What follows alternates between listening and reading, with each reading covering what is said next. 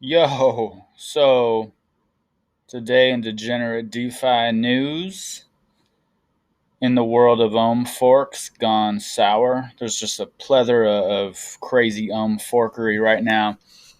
But Anubis DAO, promising community, just rugged for approximately 60 million in USD value.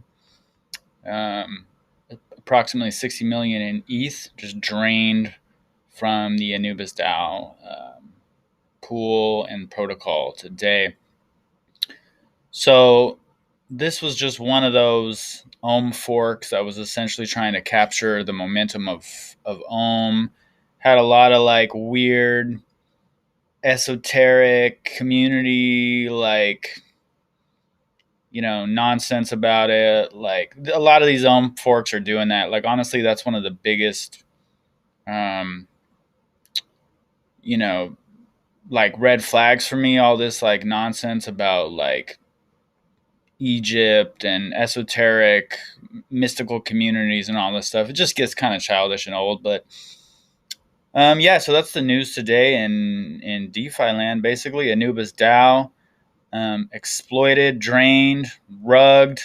Take a look at this chart. The price of ANKH just going up, and then just boom, liquidity just completely pulled. The community's going ape shit in there right now.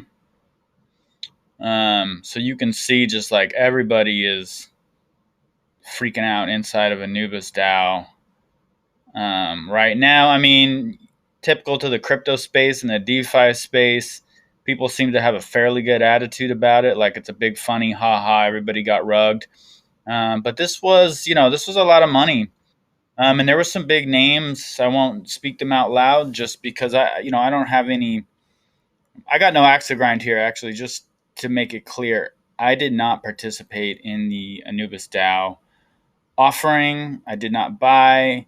I didn't even get into that Discord until I think yesterday when when the exploit happened. So typical late to the party me. I guess I kind of lucked out in that sense. But yeah, there's some big names that got dragged into this. I don't know. I can't say if any of them were involved, but one of them is even offering a 1,000 ETH bounty to look for information about whoever pulled the rug, so to speak. So just another crazy day in crypto.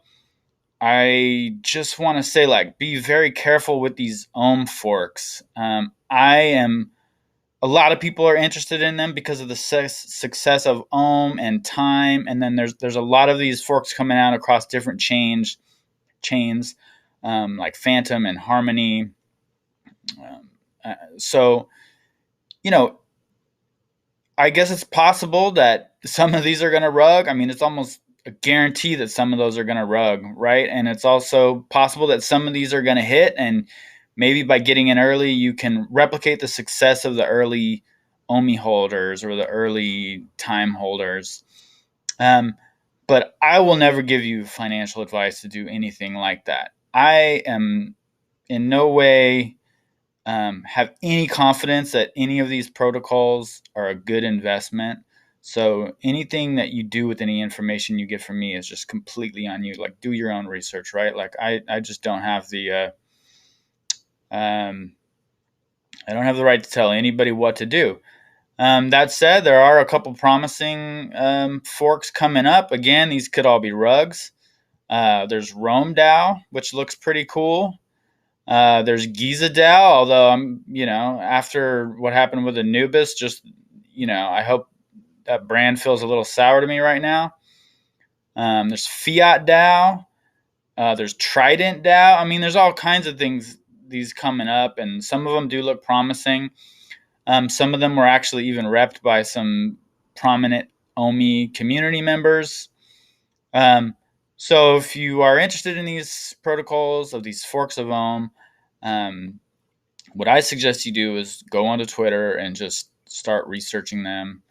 And if you do decide to ape into any of them, I mean, I'm talking about use throwaway money. You know what I mean? Like use just use the kind of change that you like don't care about, because the likelihood is that it will either go to zero or it will get rugged. But so, that way you just protect yourself if you do decide to ape into any of these crazy forks.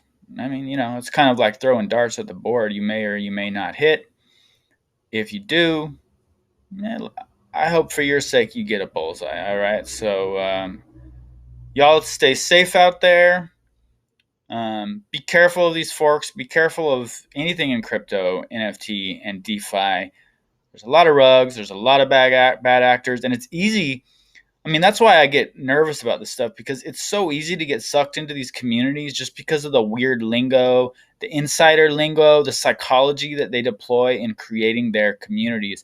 So that's something to look out for when these Discord communities are using a lot of heavy language, like you're going to be an initiate into the secret sanctum of blah, blah, blah. Like, be careful of that shit, because honestly, this is classic like marketing psychology.